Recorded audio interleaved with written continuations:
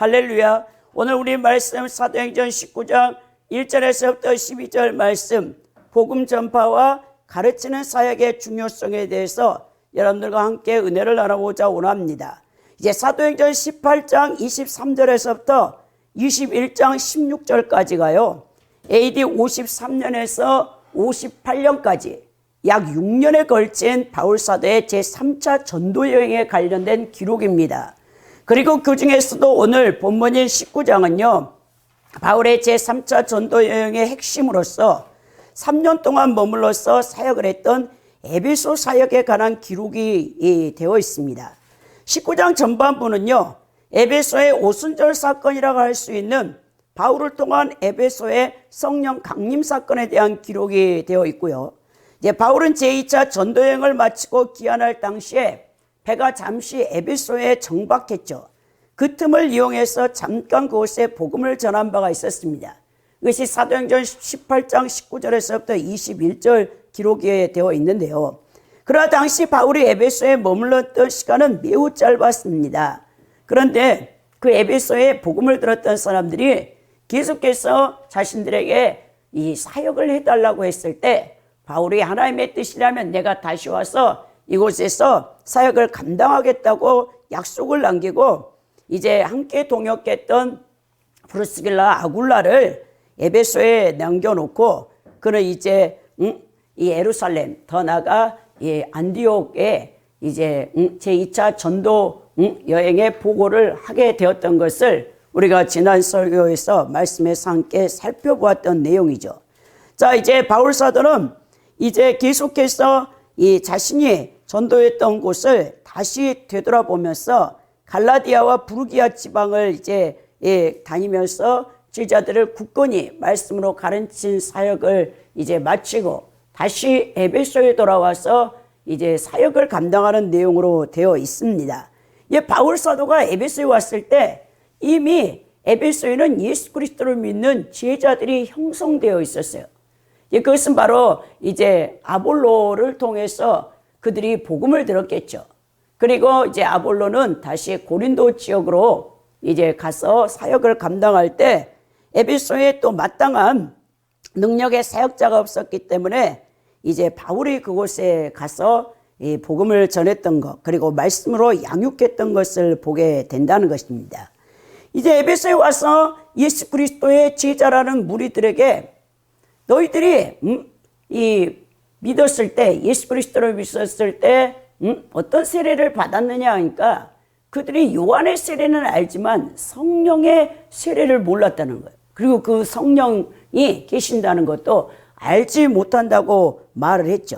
그때 예수 이름으로 그 세례를 베풀었을 때, 그리고 안수했을 때 강력한 성령이 임재하여서 에베소의 12명이 성령을 받고 방언도 하고 예언하는 그 표징이 나타났다는 기록이 오늘 본문입니다.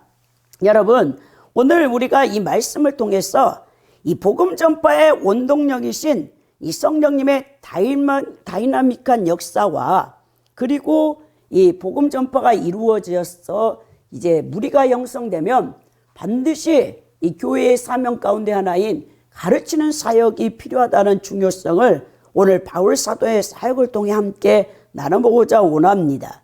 먼저 이제 세 대지로 여러분들과 은혜를 나누겠는데요. 첫 번째는 성령을 간절히 이 성령 받기를 사모하라는 것이죠. 이것이 오늘 19장 1절에서부터 3절에 기록되어 있고, 그 다음에 이제 성령을 받았으면 반드시 표징이 나와요. 물론 예적 표적으로는 방언을 할 수도 있고 예언도 할 수 있어요. 그러나 성령 받은 사람은 반드시 내적 표징이 있습니다. 그래서 그 성령의 표징의 특징들에 대해서 함께 나눠보고요. 더 나아가서 성령을 받은 이 거룩한 하나님의 무리들을 그냥 내버려둬서는 안 돼요. 이 가르치는 사역, 이 천국 백성으로 양육하는 사역이 가장 중요하다는 사실을 알아야 된다.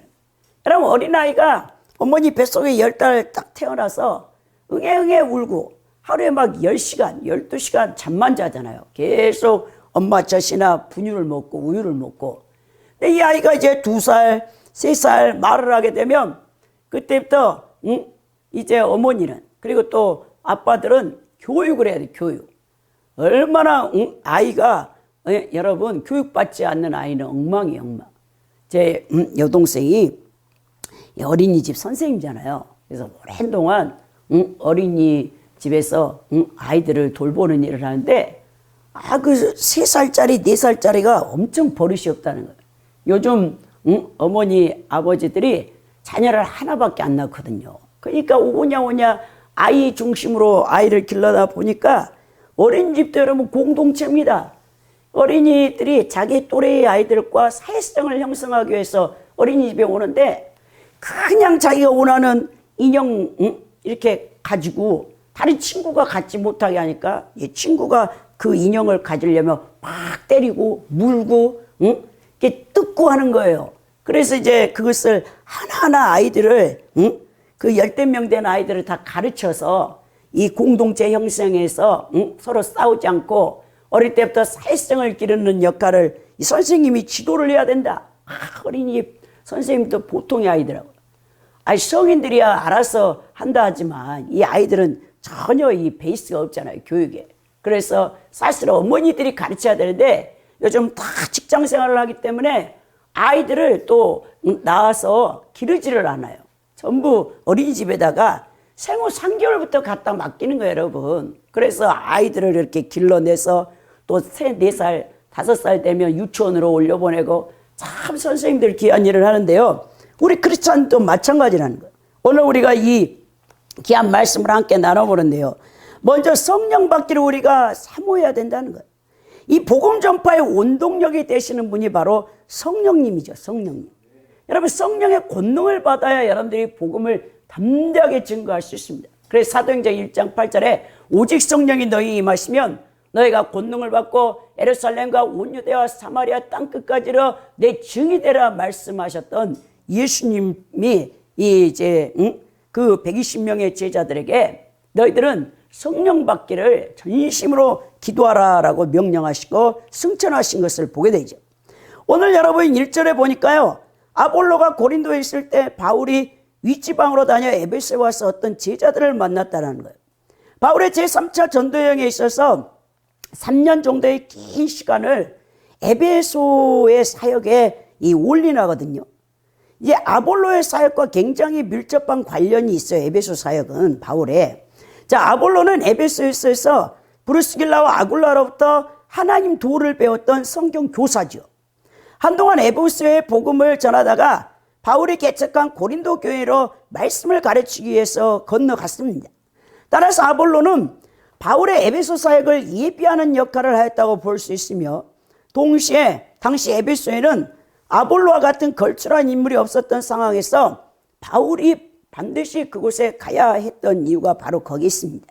자, 아볼로가 고린도에서 하나님 사역을 열심으로 감당하고 있을 때 바울 사도는 또 다른 하나님의 일을 열심으로 함으로 하나님 나라가 급속히 확장되어 가고 있는 사실을 누가가 여기서 밝히고 있는 거예요. 자, 바울이 다녔던 이 윗지방은요, 에베소가 있는 아시아의 동쪽에 위치한 험준한 지역인 갈라디아와 부르기아 땅입니다. 자, 이때 바울 사도는 갈라디아와 부르기아 땅을 차례로 다니면서 벌써 복음을 듣고 이제 어느 정도 이 하나님의 교회를 형성하고 있는 제자들에게 믿음을 더욱더 굳게 하는 사역을 하고 있었죠. 자, 이러한 전도 여행 코스는 선교에 대한 바울의 열정을 보여주는데요. 바울은 복음 전파를 위해서 총각을 다투며 자신의 생명과 안전을 조금도 아끼지 않는 채 지형적으로 굉장히 험준한 윗지방을 돌아다니면서 자신이 뿌렸던 복음의 씨앗이 이제 성장할 수 있도록 이 힘을 썼던 것을 보게 됩니다. 그리고 바울은 항상 선교 전략이 있었다겠죠. 많은 사람들에게 짧은 시간에 집중적으로 복음을 전하기 위해 용이한 중요한 도시를 거점으로 이 전도하는 방법을 선교 전략으로 폈는데요. 사실 바울이 로마 제국의 수도였던 로마에 가고자 했던 이유도 바로 이 때문이었죠. 제3차 전도여행에서 가장 중심이 되는 목적지가 어디냐? 소아시아의 수도인 에베소였습니다. 당시 에베소는요, 아시아의 로마로 불릴 만큼 정치적으로 중요한 도시로서 로마 원로원들의 통치 구역이었습니다. 그리고 지리적으로는 그리스 로마와 서방 아시아의 내륙을 연결하는 해로와 육로가 만나는 매우 중요한 지점으로 많은 선박들과 사람들의 이 무역이 발달해서 굉장히 많은 사람들이 오고 갔던 지역이 바로 에베소입니다. 그러나 이 에베소에는요, 굉장한 이교적인 우상 숭배가 강했는데 거기에 여러분 아데미 여신을 섬기는 신전이 있었어요. 이 아데미 여신을 섬기는 이 신전은 여러분 아덴의 파르테논 신전에 비교가 안 돼요. 4배나 큰 세계 불가사의 7대 불가사의 중에 하나인 이 아데미 여신 신전이 바로 거기에 있었는데요. 그 신전의 넓이가 48m 이상이고요. 길이가 103m나 됐다는 거예요. 또한 그 안에는 금과 은으로 아데미 여신상을 만들어서 그 여신상의 무게가 3에서 여러분 7파운드 정도 되었어요. 그리고 그들은 에베소 사람들과 많은 그 이교주의자들이 그 아데미 신전에 가서 여러분 종교적인 힘을 빌려서 병을 낫기 위해서 많은 사람들이 그 여신의 신전에 와서 또 거기는 의료 행위가 광범위하게 치러졌고 종교 장사치들이 많아서 종교적인 매춘이 성행했습니다.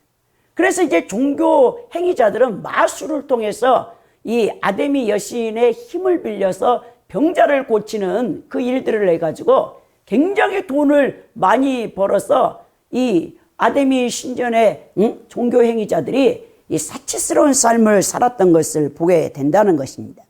오늘 보니까 이 에베소에 딱 왔더니 제자들의 무리가 형성되어 있었다 했어요. 여러분 제자는 헬라어 단어로 마데테스인데요. 이 마데타스의 원형 마데테스는 배우는 자, 제자라는 뜻을 갖고 있습니다. 그리스도인들의 일반 명칭인데요. 바울의 에베소에 만난 제자들은 약 12명이라고 되어 있죠. 자, 그들은 요한의 세례, 즉 물세례만 알고 예수님의 세례를 알지 못하는 자들이었어요. 자, 이들은 아볼로에게 성경을 배웠던 자로서 성령의 존재에 대해서 잘 알지 못했던 사람들이라는 것을 볼 수 있죠. 우리가 여기서 깨닫는 교훈이 무엇입니까? 여러분, 그러니까 영적 지도자가 그만큼 중요하다는 거예요. 우리가 영적으로 성숙된 만큼, 영적으로 성장된 만큼 성도들을 이끌 수밖에 없다는 거예요. 영적으로 무지한 목회자는 무지한 성도들을 길러낼 수밖에 없어요. 여러분, 우리 예수님이 우리 그리스도인들의 목표가 뭡니까? 그리스도의 장성한 믿음의 분량까지 이르는 거. 에베소 4장 15절에 기록되어 있죠. 여러분들은 어느 정도 성장을 해야 되냐면 천국 백성들은, 이 성도들은, 교회의 이 거룩한 무리들은 그리스도와 같이 장성한 믿음의 분량에 이르기까지 우리가 이 말씀, 양육사역, 가르치는 사역을 통해서 그리고 성령의 연단을 통해, 고난을 통해 연단을 받음으로 우리가 다 그렇게 장성한 믿음의 분량에 이르러야 된다는 거예요. 초보자의 믿음에 있으면 안 됩니다. 아직도 애기 젖이나 빨아먹고 의개응에 울어대는 그런 어린 신자들이 교회 안에 있어서는 안 된다는 거예요. 이 연단을 받아서 단단한 식물, 고기도 먹으면서 우리가 다른 사람을 가르치고 모범이 될 수 있는, 그러니까 우리가 정말 예수 그리스도와 같은 믿음의 분량에 이르는 자들이 이 천국 백성들의 목표가 되어야 된다는 거예요. 오늘 2절에 보니까 이르되 너희가 믿을 때 성령을 받았느냐라고 물었어요. 이르되 아니라 우리는 성령이 계심도 듣지 못하였다라고. 아니, 에베소의 제자들이라는 사람들이 예수 그리스도를 믿는 무리가 형성되어 있는데 그들이 성령이 있다라는 것도 모른다는 거예요. 그것은 자신들이 제자라고 여기고 있던 신자들 모습 속에 분명히 이 성령의 내주 흔적을 볼 수가 없었다는 것을 알 수 있겠죠. 바울이 왜 그렇게 물어봤겠습니까? 본문을 다시 번역하면 너희들이 믿었다면 성령을 받았을 텐데 왜 너희 모습 속에 성령의 내주하는 모습이 없느냐라고 반론적으로 물었다는 것이죠. 자, 여러분, 오순절주의 교파들이요, 1905년에 미국의 아주사 거리의 이 부흥운동을 통해서 이 오순절 교파가 탄생했잖아요. 일명 우리가 알고 있는 이 순복음인데요. 여러분, 그 오순절 교파의 교인은 이 교리에서 교인이 되는, 성도가 되는 두 단계를 주장합니다. 첫 번째 단계는요, 믿음과 회개의 단계예요. 이거 고린도서 12장 3절에 너희들이 성령이 아니고서는 주라 시인할 수 없다라고 그 단계를 말하고 있고요. 두 번째 단계는요, 세컨드 블레싱으로 위로부터 성령의 권능을 받는 단계를 말하고 있어요. 오순절에서는. 분명히 구별합니다. 이 두 번째 축복은요, 봉사하기 위하여 성령께서 은사와 능력을 붓는 단계를 얘기해서 사실은 이 오순절파는요, 이제 예수 그리스도를 주로 시인하는 그 성령 세례보다는 여러분 위로부터 덧입는 능력, 이 사도행전 1장 8절에 권능을 받는 이 성령 세례를 더 중시하는 것을 보게 된다는 거예요. 그러나 초대교회 시대로부터 사도들은요, 이 신앙, 예수 그리스도를 믿는 것과 성령 받음을 별개의 것으로 구분시켜서 가르치지는 않았습니다. 이 본절에서 나오는 에베소의 제자들은 세례 요한의 이 세례를 얘기하고 있죠. 그리스도교에 가까웠지만 아직 성령을 받지 못했다는 점을 강조하면서 이후 곧 누가는요, 바울의 가르침과 이 바울의 안수를 통해서 확실한 믿음과 성령 이 내주를 동시에 경험케 하는 이 사역을 했다는 것을 6, 7절에 말하고 있어요. 이들이요, 우리는 성령이 계심도 듣지 못했다라고 말하면서 에베소 여러분, 이 제자들이 성령의 단어조차도 이 생소하게 여겼다는 거예요. 여러분, 세례 요한은요, 분명히 예수와 성령 세례에 대해서 마태복음 3장 11절에 언급했거든요. 자, 요한의 세례를 받은 이들이 성령에 대해서 듣지도 못했다는 것은 놀라운 일이 아닐 수 없습니다. 아마 요한의 세례를 가르쳤던 아볼로와 같은 사람도 요한의 세례는 알고 이 더 깊은 진수에 대한 이 성령에 대해서는 잘 알지 못했다는 거예요. 그래서 당시 에베소의 제자들의 신앙 수준이 굉장히 여러분 낮았다는 것을 알 수 있겠죠. 즉 당시 에베소 사람들의 신앙 수준은 가르치는 사람이나 배우는 사람 모두 낮은 수준에 머물러 있었던 거예요. 이것은 복음의 진리 말씀을 올바로 아는 것이 얼마나 중요한가 우리에게 가르치고 있는데요. 여러분, 이 참다운 그리스도인이 되려면 반드시 성령 체험을 경험해야 돼요. 여러분들 성령 체험을 경험했습니까? 에베소의 제자들이 아직 성령을 받지 않은 채 아볼로가 가르쳐준 요한의 세례, 곧 정결을 상징하는 물세례만을 알고 있는 상태였는데요. 자, 예수님을 구주로 믿기로 결단한 신자는 반드시 성령 체험을 경험해야 한다는 거예요. 예수님의 12제자들이 공생의 3년 6개월 동안 동고동락하며 예수님께서 행하신 모든 기적을 직접 눈으로 보고 경험했던 자들이었습니다. 그러나 예수님이 십자가에서 돌아가실 때 그 12제자들이 다 도망을 가버린 것을 보게 된다는 거예요. 그러나 마가다락방에서 오순절에 강력한 성령 강림 사건을 통해 그들이 성령의 충만함을 받고 그들은 이제 복음과 예수 그리스도를 위해서 자신들의 목숨을 내놓는 순교의 자리까지 나아가는 것을 두려워하지 않았다는 사실을 볼 수 있게 됐네요.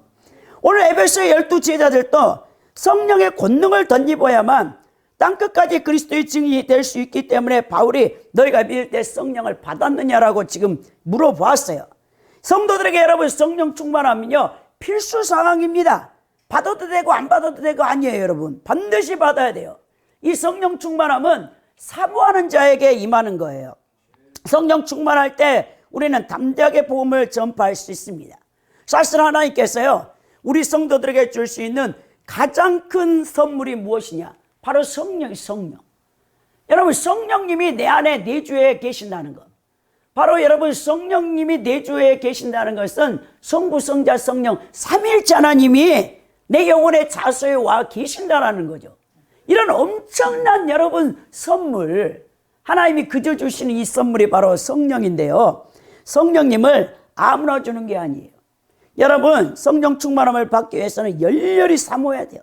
기도하는 자에게 줍니다. 여러분 성령 충만을 받기 위해서 금식도 좀 하고 철학기도도 하고 작정기도도 하는 성도들이 돼야 된다는 거예요.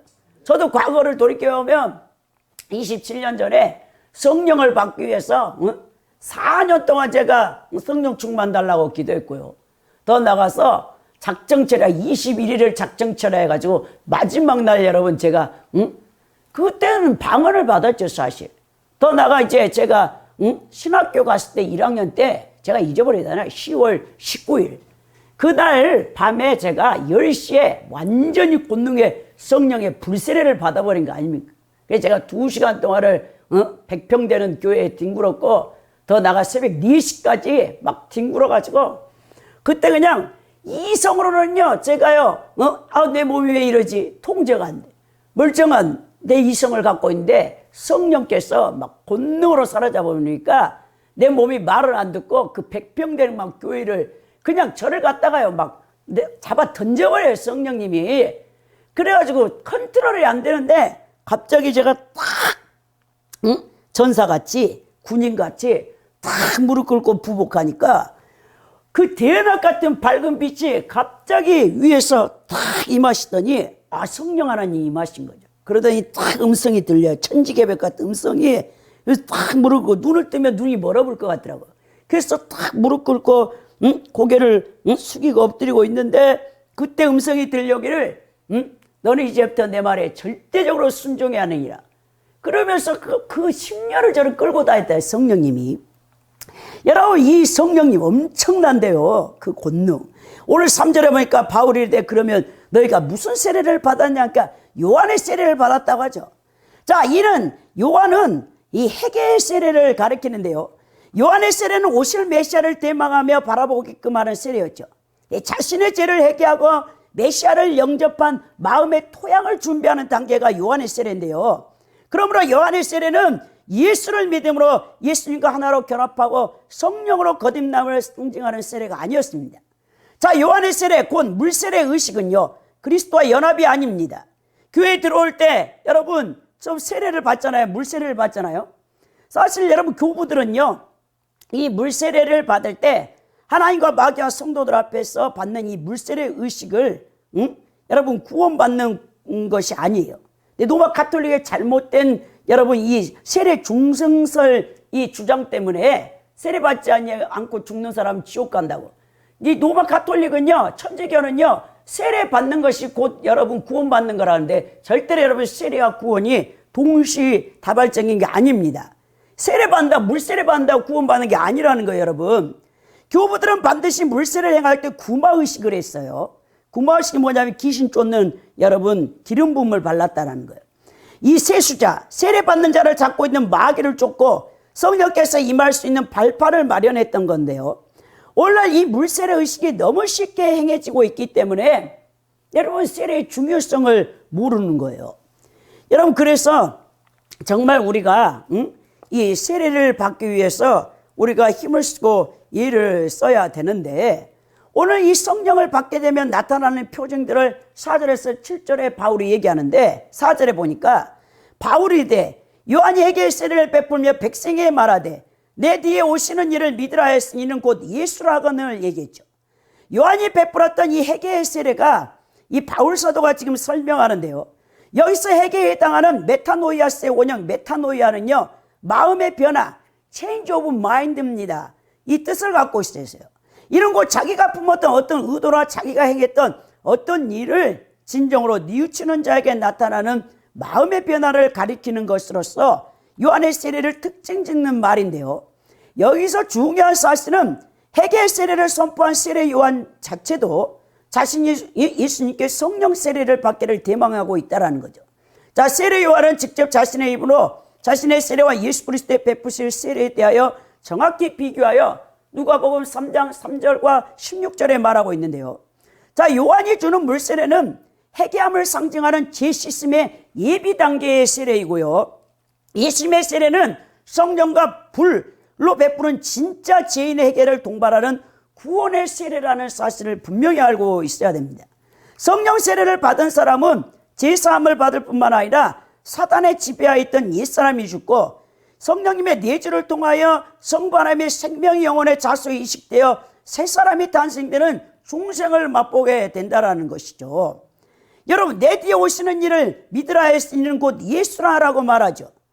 유대인들은요, 세례 요한을 흠모할 뿐만 아니라 세례 요한이 자신들이 대망하던 메시아일지도 모른다는 생각으로 세례 요한을 추종하는 상황 가운데서 세례 요한이 내 뒤에 오시는 이 바로 메시아 예수 그리스도를 강조했는데, 바울 사도는 성령을 받기 위해서는 예수를 구주로 믿는 것이 필수적임을 보여주기 위해서 요한이 신앙의 대상인 메시아를 소개하고 있는 것을 보게 된다는 거예요. 여러분, 이 교회사 속에서 세례 발전 과정을 우리가 알고 있어야 되는데요. 자, 세례에 대한 교리의 과정은요, 2세기 활동했던 유스티누스에 의해 분명하게 나타나고 있습니다. 자, 유스티누스가 뭐라고 세례를 정했냐? 우리는 우리의 이전의 삶을 죽이고 거듭나기로 선택해야 하기 때문에 물에서 씻김을 받음으로써 이전에 알지 못하고서 저질렀던 죄들에 대한 용서를 얻어야 되는데 물 씻김을 조명이라고 부른다고 했다는 거예요. 그러나 3세기에는요, 마귀 쫓기나 기름 바르기, 이 도유 등이 그리스도인들의 입교 의식인 세례 의식에 영향을 미쳤다는 것을 알게 되는데요. 이 터툴리안, 여러분 테르툴리우스는요, 자신의 글 세례에 대하여에서 성령을 얻는 것은 물에서 얻는 것이 아니고 물속에서 깨끗하게 되었을 때 성령을 받을 준비가 되는 것이라고 말하고 있습니다. 즉 세례자가 세례반 밖으로 나왔을 때 성별된 기름으로 부음을 받고 안수되어 성령을 받는 것이라는 거죠. 즉 세례는 성령을 받기 위한 준비 작업이고 성령의 수요는 도유의 안수라는 사상이 3세기 초에 완전히 교회에 지금 정착되고 있는 거예요.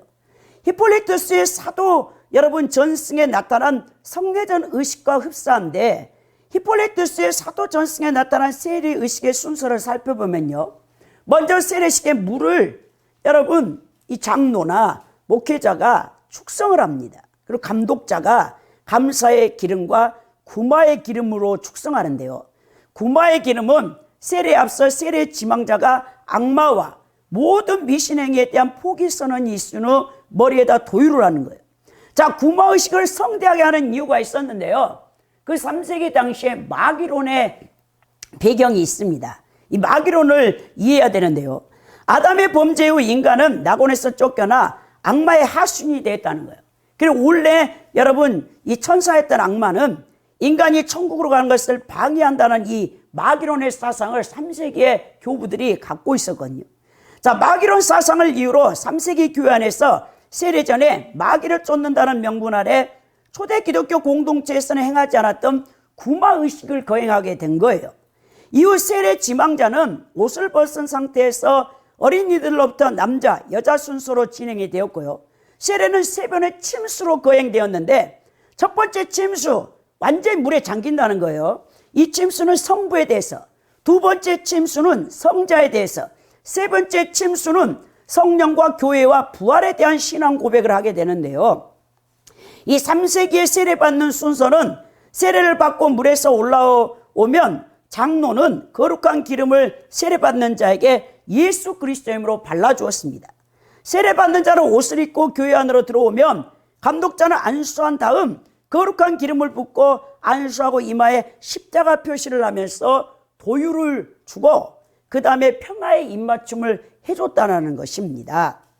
그래서 히폴리투스의 세례에 대한 사상은 정통적인 이 초대교회 사도들의 그 신학을 보존하면서도 제사함과 성령의 수요를 세례와 결부시켰다는 것을 볼 수 있습니다. 자, 감독자들은 그들에게 이 세례받은 자에게 안수하면서 이렇게 기도했어요.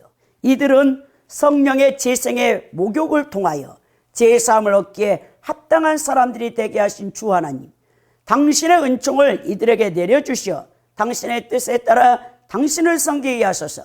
영광의 아버지 당신께 성령과 함께 성자께 성교회 안에 이제와 세세 있을지어다 아멘 하고 기도해 줬다는 거예요. 이렇듯 3세기에는요 세례 시에 물세례 위에 성령을 수여한다는 다른 의식이 별도로 존재하였고, 점차 이러한 별도의 다른 의식들이 시간의 지남에 따라 동방, 서방 교회가 이 각자의 교회 관습에 따라 다르게 시행을 하는데요, 서방 교회에서는 안수를 중시했다면 동방 교회에서는 도유, 기름 바르는 것을 중시했어요. 이 성령의 수요를 세례에서 분리하지 않고 있었습니다. 결국 이 안수와 도유 같은 의식들은 중세 로마 가톨릭 교회에서 7성례 가운데 견신례가 생기게 되는 배경이 되어졌다는 것을 볼 수 있죠. 오늘 5절에 보니까 그들이 듣고 주 예수의 이름으로 세례를 받았다라고 말하죠. 이 본문은요, 이 16세기의 종교개혁파 가운데 제세례파들이 이 사용하고 있는 본문으로서 중요한데요, 16세기의 종교개혁 때 제세례파 아나베프스트들의 정당성에 이 논쟁이 되는 구절인데요, 이 16세기 유럽에 생겨난 이 제세례파들은 진정한 믿음을 가진 세례의 중요성을 강조하는 과정에서 유아 세례를 부정하고요. 유아 세례를 받은 자도 다시 본인이 분명히 예수 그리스도를 구주로 인식할 수 있는 일정 시기, 오늘날 만 14세 이상을 말하고 있죠. 이 성인이 되어질 때 세례를 다시 받아야 한다라고 주장합니다. 자, 에베소 제자들이 제 세례를 받은 건 아니잖아요. 세례는요, 일생 한 번 받는 거예요, 여러분. 단회적이에요. 근데 제가 장로교에서, 이게 이제, 간단하게 이제 세례를 받았잖아요. 근데 제가 오순절, 순복음으로 옮겨가니까 거기서는요, 장로교에서 받은 세례를 인정하지 않더라고요. 그래서 제가 다시, 여의도 순복음교회 가서 이 침례로 다시 여러분 세례를 받았던 것을 보게 되는데, 여러분 각 교파마다 다르죠. 침례교는 여러분 침례에서 이제 세례를 받게 되는 것을 보게 되는데, 오늘날 여러분 유아 세례는 여러 교파에서 인정하고 있죠. 유아 세례는 믿는 부모의 양육을 전제로 하여 받게 되는데, 유아 세례를 받은 자는 성인이 된 후에 과거 세례 받은 사실을 확인하고 자신의 입으로 신앙을 고백하는 입교 의식만을 장로교는 다 그렇게 하고 있는 것을 보게 됩니다. 한편 성삼위 하나님의 이름으로 행해지는 예수의 세례는요, 예수님의 십자가 사역을 자신을 위한 사역으로 고백하고 그리스도와 함께 연합된 것을 의미하고 있죠. 세례의 진짜 의미는 무엇입니까? 바울 사도가 로마서 6장 4절에서 세례의 의미를 정확히 얘기했는데요.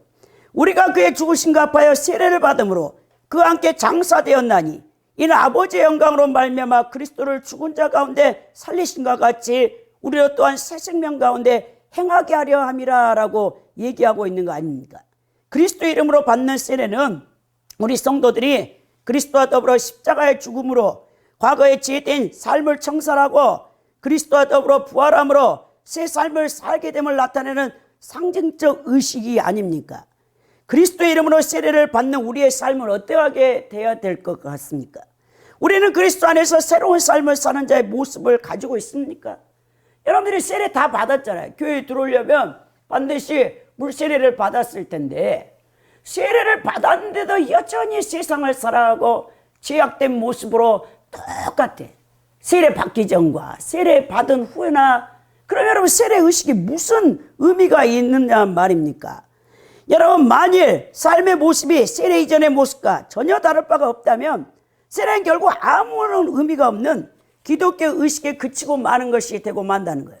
우리 그리스도인들은 이 세례가 단지 형식적인 의식에 그치는 것이 아니라 우리의 삶의 모습을 변화시키는 이정표가 되도록 새 사람다운 천국 백성다운 삶을 살아내기 위한 계기로 삼아야 된다는 거예요. 근데 저는 물세례를 딱 받을 때 25살에 받았거든요. 장로교에서.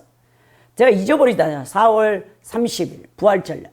근데 저는요 물세례 받을 때 성령세례를 동시에 받은 거예요. 제가요 물세례 받기 전에 10년 동안 교회에 다닐 땐 종교인으로 다녔거든요. 근데 딱 그때요 물세례 딱 부활절 날 받았을 때 제가 그 다음날 완전히 천지가 개벽해버렸어요. 그래 이 세상이 너무 아름다워. 자연 만물이 다 하나님을 찬양하고 있고요. 돌아나 풀 한 포기도 다 하나님을 찬양하고 있어요. 그래요 제가요 친절한 필자씨가 돼버린 거예요. 완전히 직장에 갔더니 제 얼굴이요 완전히 천사의 천사. 그래서 지금도 저와 가깝게 지내는 권사님이 계시는데 그 직장에서 신우회 우리 회장님이었던 그 권사님과 그렇게 그 수십 년이 지났는데도 교제를 나누고 있는데 아직도 그때의 제 모습을 잊을 수가 없다. 그 아직도 제가 20대 24살 25살의 그 모습, 제가 나이가 이제 됐는데도 그 권사님이 그 모습을 잊을 수 없다라고 얘기했는데 제가 그때 성령을 세례를 동시에 받아버린 거예요. 물세례 받을 때. 그래가지고 완전히 제 삶을 100% 예수 그리스도를 위해서 제가 완전히 다 드려버린 거죠. 이렇게 여러분들이 세례를 중시 여기고 그 세례를 받았다면 천국 백성다운 삶을 지향해서 살아가야 된다는 거예요. 오늘 7절에 보니까 바울이 그들에게 안수하며 성령이 그들에게 임하심으로 방언도 하고 예언도 하니 모두 12사람쯤 됐다라고 되어져 있죠. 분명히 지금 여러분 성령을 받은 12제자들에게 이 외적 표징이 나타났는데 그들이 방언과 예언을 했다는 거예요. 여러분 이 방언으로 번역된 글로사에서의 원형 글로사는요 언어입니다. 말이죠. 성경에서 방언이란 말은 두 가지 의미로 쓰였어요. 사도행전 2장의 오순절날 성령 강림 사건에서 그때 방언은 외국어예요. 외국어. 오늘날 우리가 제2 외국어 영어나 일본어나 중국어나 뭐 러시아어 같이 이런 애국어로 여러분 그 120명 문도가 말을 했다면 또 다른 여러분 방언이 있는데요. 고린도전서 12장에 은사장에 나와 있는 이 방언은 천상의 말입니다. 천상의 말. 이거는요 영적으로 깊은 무아지경에 빠진 상태에서 나오는 이성으로는 이해할 수 없는 이 땅의 언어가 아닌 천상의 말이에요. 자, 바울 사도는 이 방언을 고린도서 13장 1절에서 딱 나눠서 각각 사람의 방언과 천사의 말로 표현했어요. 자, 고린도 교회에서 성도들에게 나타난 성령의 은사의 방언은 하나님과 깊은 영적 교조를 통해 기도의 깊은 자리까지 내려가고 하나님의 성호를 찬양함으로 개인의 신앙을 단단히 세워지고 다른 사람들을 위해 중보 기도할 수 있는 그 은사가 주어진 거예요. 그래서 제가 여러분들에게 간증을 잘 하잖아요. 제가 방언 받기 위해서 이렇게 작정 철야를 해가지고 마지막 날 여러분 방언을 받았다고. 근데 그 방언이 정말 힘없는 방언이어서 제가 다 하나님 앞에 벌떡 일어나서 무효라고 무효. 다시 20일 작정 철야할 때니까 정말 유창한 언어 방언을 주라고 했다고 했잖아요. 근데 우리 하나님께서 그것을 이제 훈련해. 방언 받은 사람은 최소한 하루에 1시간에서 2시간 이상은 훈련을 해야 돼요. 어린아이가 여러분 2~3살짜리가 말을 배우려고 해도 엄마의 입모양을 보고 따라하는 거예요. 아시는 여자 목사님이 외손녀가 3살인데 얼마나 예쁜지 날마다 외손녀를 안 보면 그냥 몸이 그냥 좀이 쑤시다고 하시는데 그 외손녀가 지금 말을 배우려고 하니까 외할머니 입을 사이 바라보고 그 말을 따라한다는 거예요. 그런 것처럼 우리가 여러분 처음에 아이가 유창하게 말을 합니까? 하다가 옹알이 하다가 그 다음에 단어 엄마 아빠 좀 하다가 그 다음에 이제 단어를 연결해서 이 여러분 문장을 구성해서 말을 하는 거죠. 아빠 이것 좀 주세요. 엄마 이것 좀 주세요. 똑같습니다 여러분. 영적인 우리가 천상의 말을 할 때 방언을 할 때도요 처음에는요 진짜 재미가 없어. 무슨 뜻인지 모르니까 재미없잖아요 여러분. 근데 계속 해보세요. 여러분 그 영적인 감각이 옵니다. 그래서 하나님과 교통한다는 사실을 와요. 성령님이 나와 함께 기도하고 있다는 사실을 알고 누군가를 중보하면 탁탁탁탁 캐치하게 해요. 뭘 기도해야 되고 저 사람이 어떤 상태이고 다 알게 된다니까 여러분. 얼마나 방언 기도가 신나는데 여러분들은 방언을 받아놓고도 안 하고 있습니까? 제가 방언 받으니까 벌써 이제 오래되니까 다 알겠더라고. 막 깊어지는 거예요. 그래서 이 성령님만이 성부 하나님의 통달하심 그걸 다 안다고 하잖아요. 여러분 그래서 기도의 중요성을 우리 성도들이 알아야 되는데 이 고린도 교회 성도들에게 나타난 이 성령 은사와 방언은요 하나님과 깊은 교제를 할 수 있는 거예요. 만일 회중 전체가 드리는 예배 때 성령의 충만에 회중 전체를 위해서 방언 기도가 주어질 때 이것은 반드시 통역돼야 되고 교회 전체 유익이 돼야 한다라고 바울 사도가 말하고 있죠. 초대교회는요 지금처럼 우리 같이 예배 형식이 짜여지지 않았어요. 이건 다 종교개혁 이후에서 종교개혁자들이 이런 형식을 만들어냈거든요. 근데 초대교회는요 그냥 막 성령이 임해가지고 한두 사람이 예언을 하고 한두 사람이 방언을 하잖아요. 그러면 이제 이쪽에 방언을 통역하는 사람이 반드시 전체 회중에게 이 방언도 거의 예언과 똑같이 나가거든요. 사실 회중을 위해서 방언 기도를 할 때 그럼 통변을 하라고. 그래서 바울이 그 얘기를 한 거예요. 지금 우리가 1시간에 딱 예배 형식을 짜가지고 성령의 사역을 다 제한시키는 가운데 우리가 이렇게 예배를 드려서 그런 이 하나님의 놀라운 능력을 체험을 못하는 경우가 많은데 여러분 이 사도행전의 방언 은사 사도행전 2장에는 선교를 목적으로 복음이 신속하게 여러 사람들에게 퍼져나갈 수 있도록 하기 위해서 바벨탑 사건 이 저주가 풀어지는 하나님의 회복의 선물이었다면요 여러분 이 지금은요 하나님께서 거기다가 예언까지 또 하게 하잖아요. 예언은 여러분 프로페티오라 해서 신탁입니다. 신탁. 하나님의 감추어진 것들을 해석하게 한다라는 뜻인데요. 그러므로 성경적 예언에 대해 정의는요 성령이 그 시대 사람들에게 가르치는 것들을 대신 말하고 성도들을 위로하고 격려함과 동시에 하나님의 말씀으로 그들의 잘못을 책망하고 죄를 깨닫게 하는 것을 주 목적으로 이 예언이 이 교회 공동체 안에 주어진 겁니다. 자, 하나님께서는 에베소 12 제자들에게 이런 은사를 여러분 허락하셔서 바울 사도의 동역자, 일꾼들이 되게 해서 그 사역을 감당하게 했다는 거예요. 오늘 여러분 성령을 받게 되면 이런 외적인 표징뿐만 아니라 반드시 내적인 표징이 따르는데요. 이 내적인 표징은 무엇이냐? 여러분들도 경험해 봤을 거예요. 여러분들이 성령을 받은 사람들은요, 가장 먼저 뭘 하냐면 자기가 죄 사함을 받았다는 이 놀라운 하나님의 그 사랑과 그 은혜에 감격해서 하나님을 예배하고 싶은 마음으로 완전히 마음에서 불이 붙습니다. 그래서 막 교회에 가고 싶은, 예배를 드리고 싶은 마음이 불과 같이 일어난다는 것이죠. 더 나아가서 모든 사람들이 사랑스럽고 긍휼하게 느껴지며 관용하게 되고 친절하며 기쁨이 충만합니다. 또한 다른 사람을 돕고 싶고 이기적인 마음이 이타적인 마음으로 바뀌고 내 것을 막 다른 사람에게 주고 싶어서 완전히 여러분 이 마음이 내 걸 소유가 없어. 그러니까 사도행전 2장에 유무상통했다고 하잖아요. 교회 안에 가난한 자가 없어. 과부들을 위해서 막 이 바나바 같은 사람들 여러분 재산을 다 갖다 팔아가지고 논밭을 팔아가지고 사도들 발 앞에 놓는 이유가 바로 거기에 있다라는 것이죠. 그리고 막 자신을 희생하며 섬기는 게 너무 기뻐. 남에게 자신의 의견을 함부로 주장하지 않습니다. 나의 말을 경청하고 공감하며 다른 사람을 존경하며 교만하지 않고 겸손케 됩니다. 또 자신이 죄인이라는 사실을 자각하고 죄에서 해방과 기쁨을 맛보게 되어서 막 십자가만 바라도 눈물이 그냥 줄줄줄 나는 것이죠. 그래야 주님께 내 목숨을 다해서 하나님 앞에 헌신하겠다라는, 그리고 더 나가서 지옥 갈 영혼들이 너무나 불쌍히 여겨져서 그리스도를 막 증거하지 아니하고는 배길 수가 없는 거예요. 여러분 이런 표징을, 내적 표징을 맛본 사람들은 성령을 여러분 받은 사람이죠. 사랑하는 성도 여러분, 이제 여러분들의 자신의 신앙 상태를 한번 되돌아봐 점검해 보시기 바랍니다. 여러분은 성령을 받고 지속적으로 성령님께 순종하며 지속적인 성령의 열매들을 맺고 있습니까? 갈라디아서 5장 22절 23절에 성령의 9가지 열매가 나와 있죠. 사랑과 희락과 화평과 인내와 자비와 양성과 충성과 온유와 절제, 이 경건의 모습이 모든 삶에 나타나고 있는가?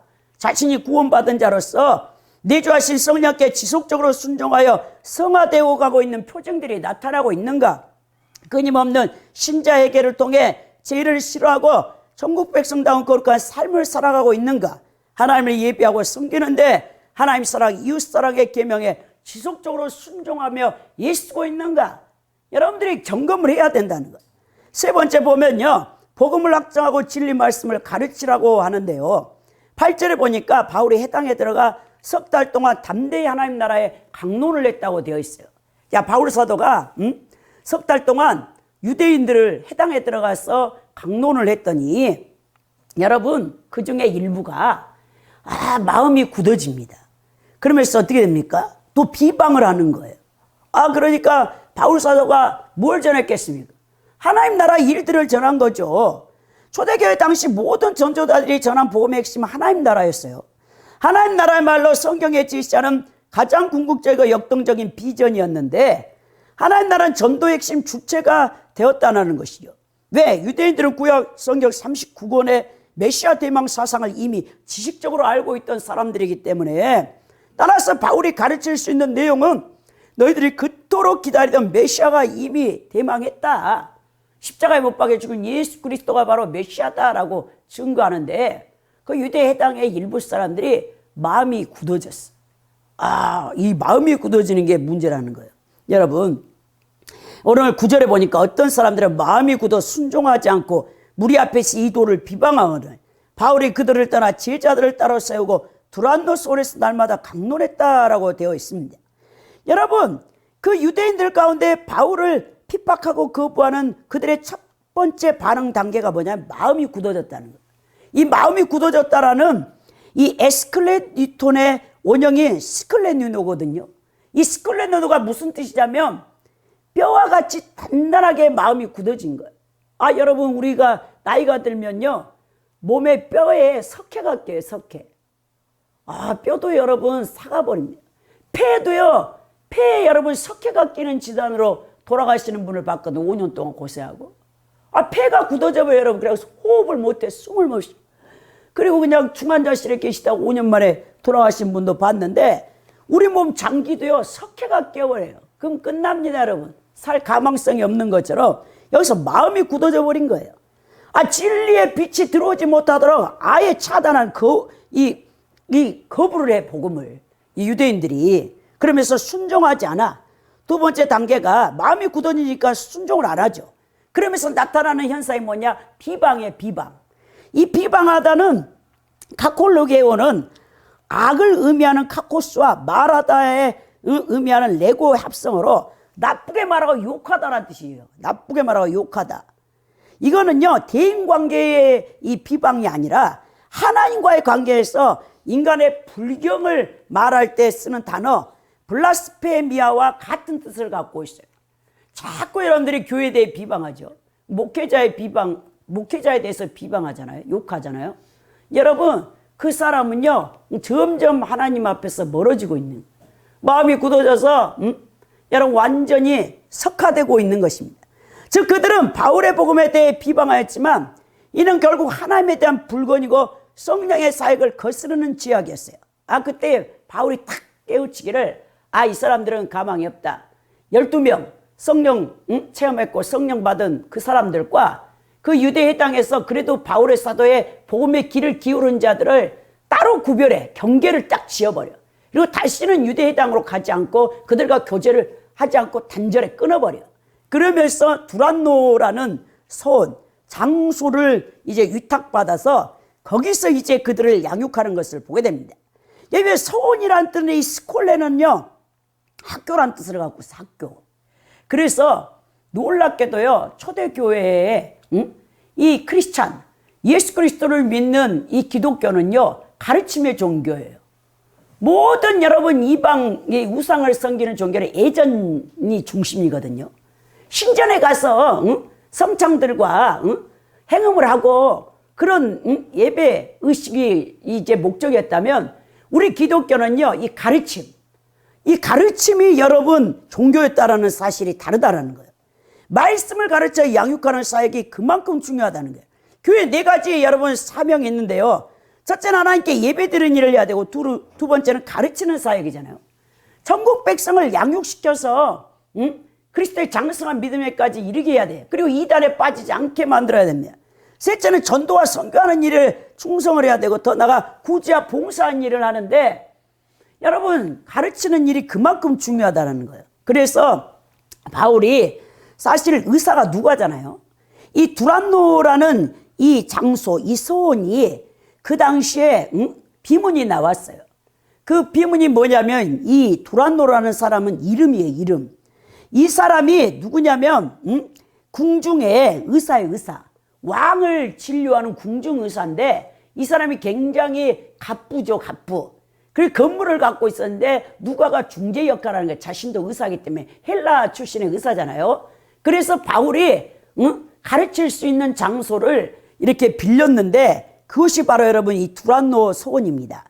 에베소는요 여러분 이방의 그 지역은요 이 에베소인들은 낮잠을 자는 시간을 시스에타라고 해요. 시에스타라고 하는데 그래서 여러분 바울이 오전에는 열심으로 천막 짓는 일을 하고 그 시에스타 시간에 낮잠 자는 시간에 바울이 오후 1시에서부터 4시까지 부지런히 이 성경을 가르쳤다는 것을 우리가 알 수 있다는 것입니다. 10절에 보니까요. 2해 동안 이같이 하니 아시아에 사는 자는 유대인들이라 헬라이나 다 주의 말씀을 듣더라라고 했죠. 자, 바울은 이 아시아에 사실 굉장히 먼저 복음을 전하려고 했는데 사도행전 16장에 보면 성령이 막았고 마게도냐 유럽으로 바울을 인도했고 그 다음에 이제 바울이 빌립보를 시작해서 데살로니가, 베레아, 아덴, 고린도에 복음을 전했고 그로부터 시간이 흐른 다음에 이 3차 전도여행 때 본격적으로 이제 아시아 지역인 에베소로 건너와서 복음을 전했는데요. 이 지역은 소아시아 서부 지역으로서 미시아와 라디아 이제 카리아 지역을 가리키는데 에베소를 중심으로 한 2년 동안 사역은 실로 소아시아 선교에 엄청난 영향을 준 사역이었습니다. 이 바울 사도의 이 선교사역의 절정이라고 할 수 있는데요. 에베소를 거점으로 삼은 바울의 전도 사역으로 요한계시록에 등장한 7교회가 탄생되었을 뿐만 아니라 니쿠스 계곡까지 복음이 펴져 골로새, 히에라폴리, 그리고 라오디아까지 그리스도교 공동체가 탄생하는 놀라운 사역의 열매를 맺기 시작합니다. 자, 바울을 통해 나타난 이 강력한 복음의 능력은 수많은 그리스도교 공동체를 탄생시켰고, 이때 태동한 교회들은 그 수세기 동안 그리스도교를 이끌어가는 중요한 교회의 중심 역할을 하게 됩니다. 바울이 두란도 서원에 가르친 후 40년 뒤인 비두니아에서 이 플린이라는 총독이 로마의 트리안 황제에게 서신을 보낼 때 이 기독교를 이렇게 소개합니다. 이 미신의 태풍은 도시에서뿐만 아니라 시골과 마을 곳곳까지 휩쓸고 있다. 기독교인들 때문에 골치 아파 못 살겠다라고 트리안 황제에게 이렇게 보내는 서신을 통해 볼 수 있듯이 바울 사도의 헌신이 40년 뒤에 이 기독교가 얼마나 큰 세력으로 성장했는가를 보여준다는 거예요. 여러분, 지금 우리가 하고 있는 이 사역의 열매가요, 단기간에 성취하려고 해서는 안 된다는 거예요. 지금 하고 있는 사역이 사실 40년, 50년 후에 열매로 거둬들일 수 있다는 사실을 여러분 아십니까?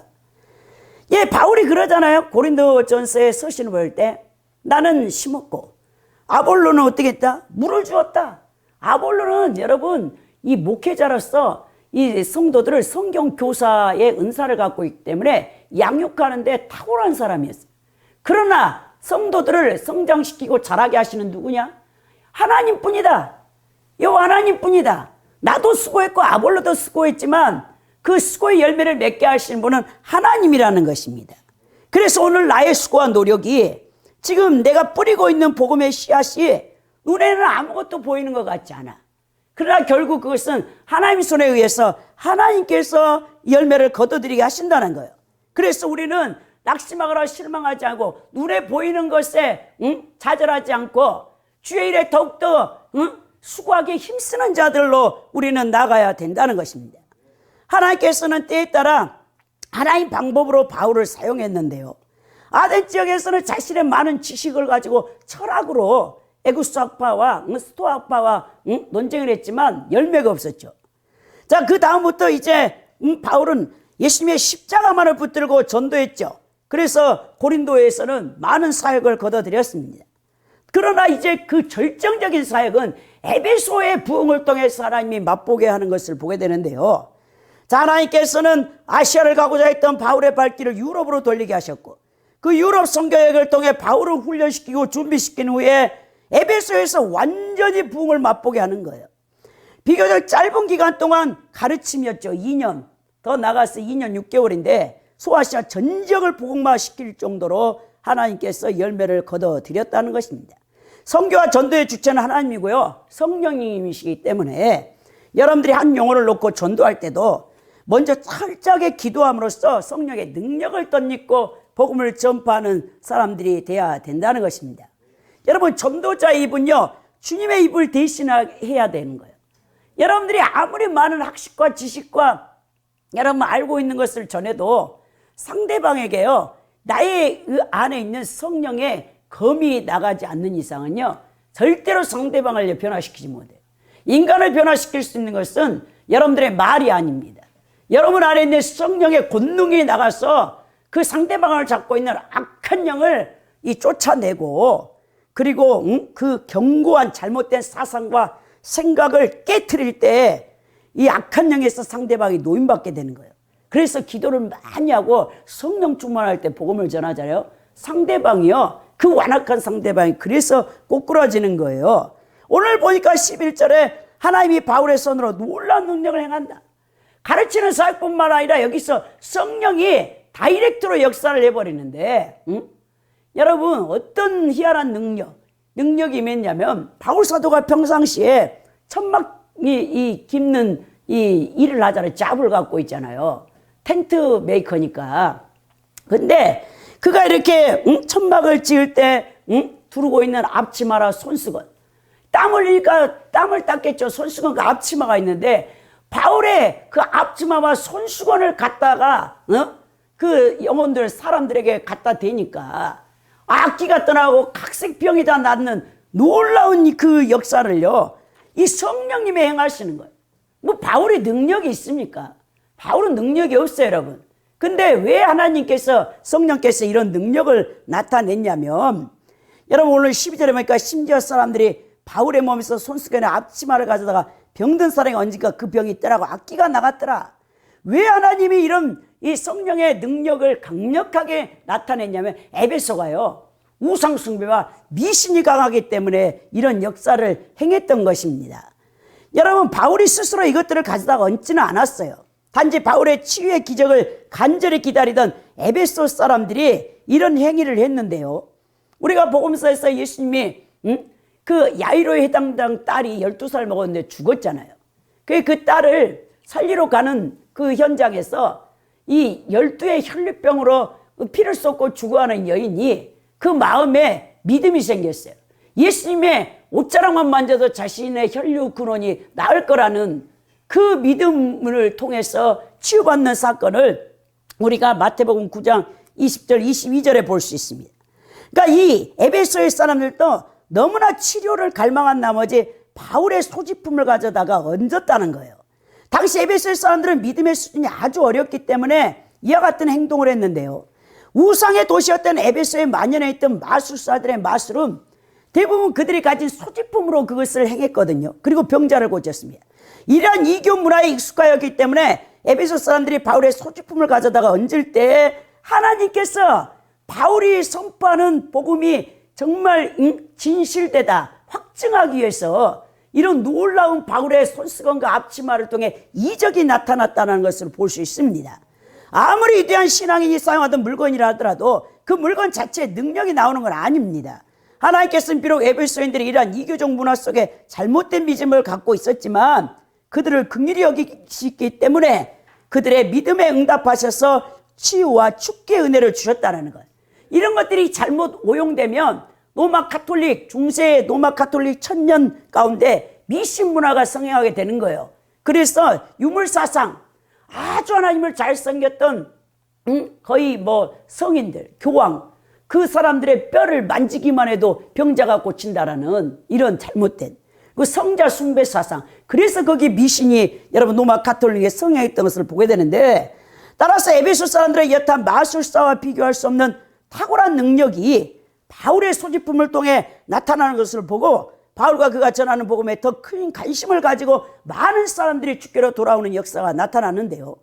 그리고 바울에 대한 이러한 소문과 더불어 바울이 전한 복음은 에베소뿐만 아니라 교통과 무역의 요충지였던, 그리고 아데미 신전에 많은 사람들이 제사를 드리러 왔을 거 아닙니까? 이교도들이. 그들이 바로 이 놀라운 이 바울의 이적과 표적을 보고 복음을 듣고 주께로 돌아오는 역사가 여러분 충만했던 것을 보게 됩니다. 그러나 우리가 여기서 깨달아야 될 교훈이 뭐냐? 기적과 이적은 복음 전도의 방편이지 기독교 신학의 핵심이 아니라는 사실을 알아야 된다는 거예요. 여러분, 우리가 기적과 이적을 충만히 체험하기를 원하잖아요.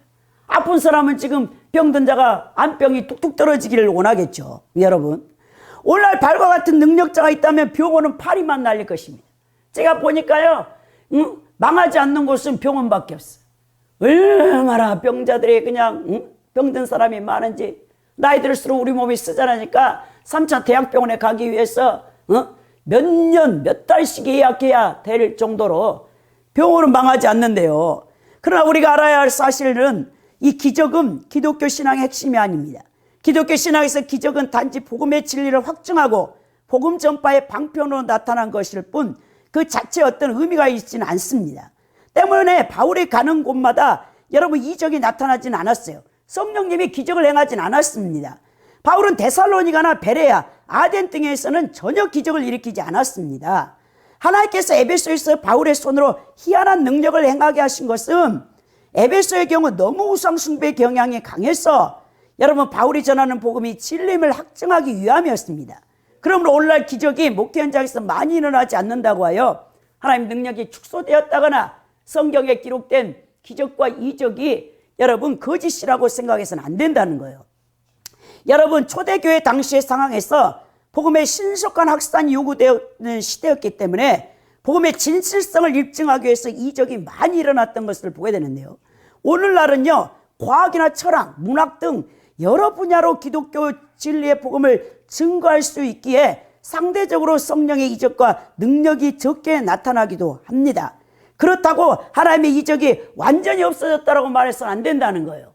그래 은사 중지론 어거스틴에 의해서 이 개혁교회도 잘못되어져서 은사 중지론을 얘기하는 사람들이 많은데요. 은사는 여전히 지금도 성령에 의해서 나타나고 있습니다.